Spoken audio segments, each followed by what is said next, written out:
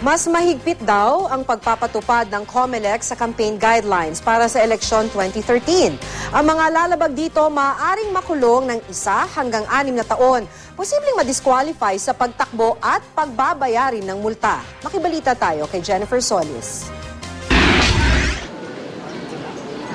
Sa pag-iikot ang GMA News sa ilang bahagi ng Quezon City kagabi, may ilang campaign paraphernalia na nakitang nakapaskil sa mga puno, poste ng ilaw at mga waiting shed. Ipinag-utos ng COMELEC na tanggalin ang mga ito.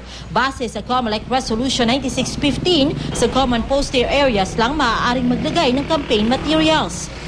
Bawal maglagay ng campaign paraphernalia sa electronic announcement boards, mga government vehicle, public utility vehicles gaya ng bus, jeep at taxi, o sa mga terminal nito. Hindi rin pwede sa mga overpass, underpass o mga kalsada at maging sa mga waiting shed, bangketa, poste ng ilaw at kuryente at kable ng kuryente o sa mga puno. Meron lang ding itinakdang sukat ang COMELEC para sa election paraphernalia. Depende rin yan sa gamit na materyales. Kailangang nakasaad rin kung sino ang nagbayad at para sa kaninong kandidato ang anumang inilathala o na-broadcast na election propaganda para o laban sa isang kandidato o grupo ng mga kandidato. Kung libre o donated man ang ad, dapat ding sabihin kung sino ang nag-sponsor nito. Kung may makita kayong lumabag sa mga patakaran ng COMELEC, maaari kayong magsumbong sa pamamagitan ng mycomelec.tv.